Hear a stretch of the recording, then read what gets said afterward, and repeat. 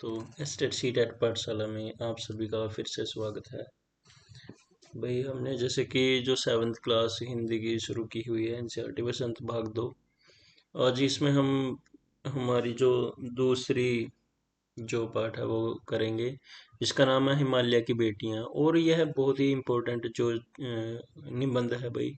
और यह भी पूछा जा सकता है कि यह किस विधा की रचना है, तो यह निबंध है और जो नागार्जुन द्वारा लिखा गया है।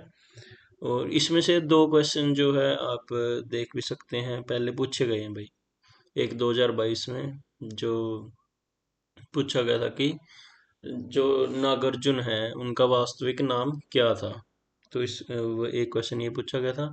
और दूसरा इसमें हम बताएंगे 2023 में पूछा गया था टीजीटी में।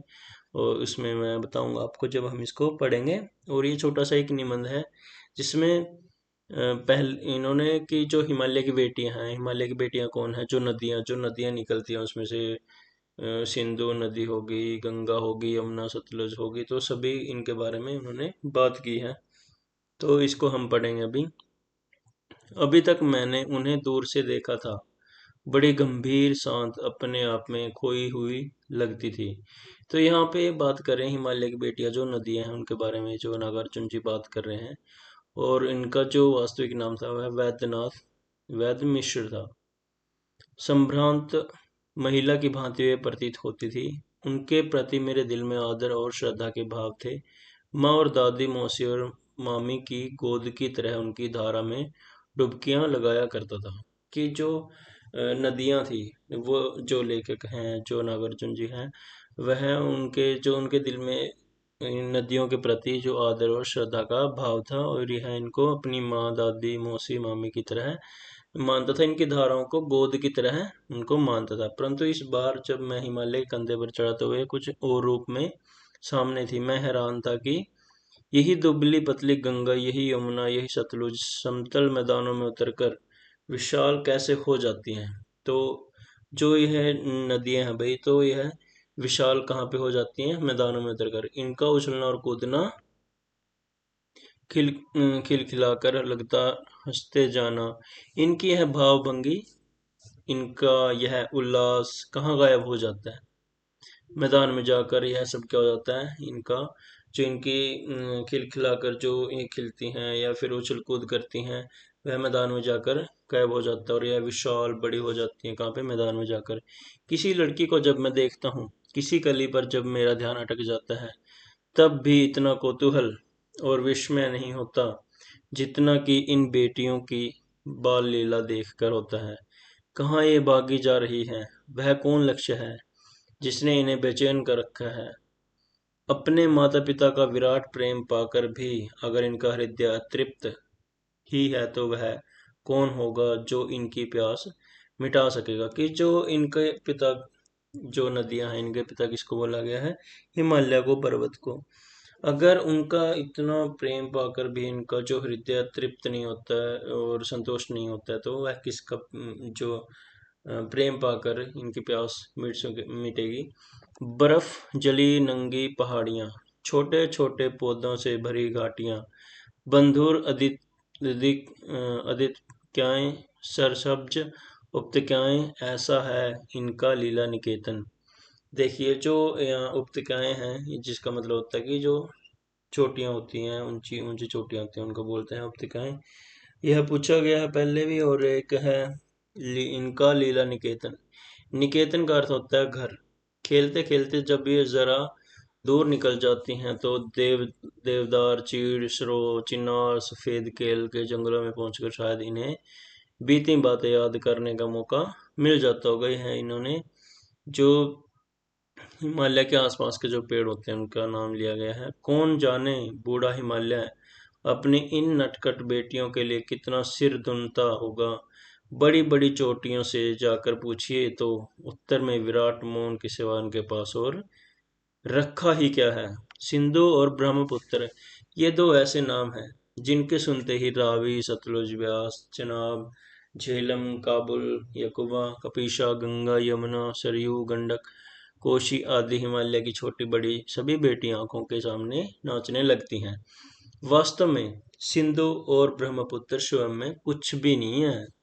दयालु हिमालय के पिघले हुए दिल की एक एक बूंद न जाने कब से इकट्ठा होकर इन दो महानदों के रूप में समुद्र की ओर प्रवाहित होती रही है। कि जो सिंधु और ब्रह्मपुत्र हैं, वास्तव में इनका कोई औचित्य नहीं है।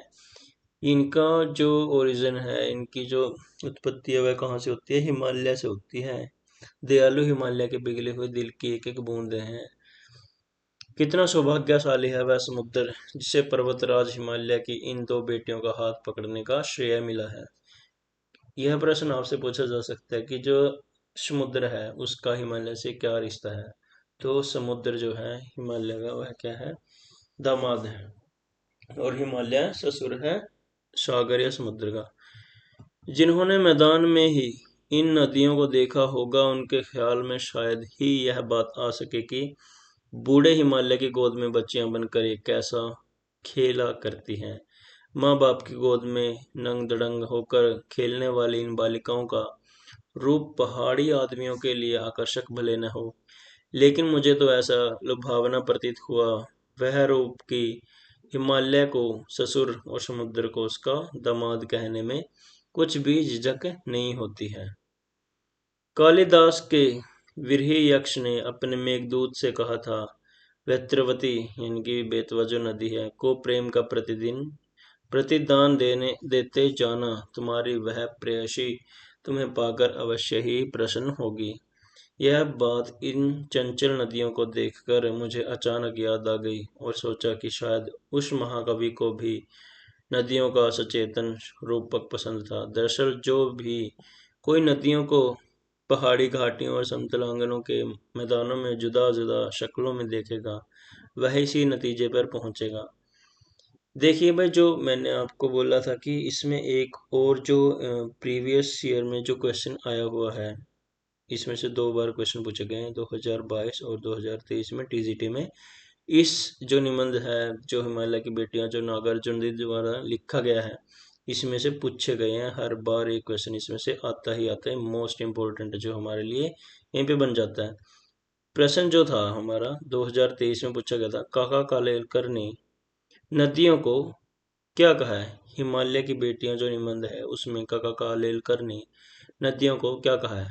तो उसने उन्होंने क्या है कहा है? लोक माता कहा है। किंतु माता बनने से पहले यदि हम इन्हें बेटियों के रूप में देख लें तो क्या हर्ज है? और थोड़ा आगे चलिए, इन्हीं में अगर हम प्रेयसी की भावना करें तो कैसा रहेगा? ममता का एक और भी धागा है जिसे हम इनके साथ जोड़ सकते हैं। बहन का स्थान कितने कवियों ने इन नदियों को दिया है। एक दिन मेरी भी ऐसी भावना हुई थी। तो तिब्बत की बात है, मन उचट गया था, तबीयत ढीली थी, सतलज के किनारे जाकर बैठ गया। दोपहर का समय था, पैर लटका दिए पानी में। थोड़ी ही देर में उस प्रगतिशील जल ने असर डाला, तन और मन ताजा हो गया। तो लगा मैं गुनगुनाने, जय हो सतलज बहन तुम्हारी, लीला अचरज बहन तुम्हारी, हुआ मुदित मन हटा कुमारी, जाऊं मैं तुम पर बलिहारी। तुम बेटी है बाप हिमालय चिंतित पर, चुपचाप हिमालय प्रकृति नटी के चरित्र चित्रित पट पर, अनुपम अद्भुत छाप हिमालय, जय हो सतलज बहन तुम्हारी। कि उन्होंने गीत गाया था जिसमें उन्होंने सतलज जो नदी है उसको अपनी बहन माना था। और यह किसके द्वारा लिखा गया था? नागार्जुन जी द्वारा है लिखा गया था, जिनका जो वास्तविक नाम है वह है वैद मिश्र, जो 2022 में टीसीटी में पूछा गया था।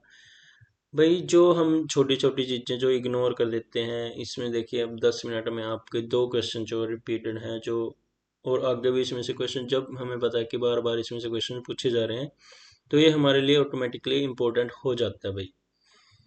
और इन चीज़ों को हम छोड़ देते हैं कि अब 10 मिनट में आपके कम से कम 3 से 4 क्वेश्चन आपके पक्के हो गए हैं। आप इसमें से, क्योंकि हमें पता है कि ये मोस्ट इम्पोर्टेंट जो चैप्टर है हमारा निबंध है, तो इसमें से तैयार हो गए हैं। तो एस्टेट में ये हमारे लिए काफ़ी हेल्पफुल होगा। और जितना इसको पढ़ने में मज़ा आता है, जो एक लेखक कविताएं हो गई, निबंध हो गए, कहानियाँ हो गई, इनको तो पढ़ने में वैसे भी मज़ा ही आता है बंदे को। तो आप पढ़ते रहिए और आपका पेपर जो है अप्रोक्स मेरे को तो ऐसा ही लग रहा है कि जुलाई में ही होगा।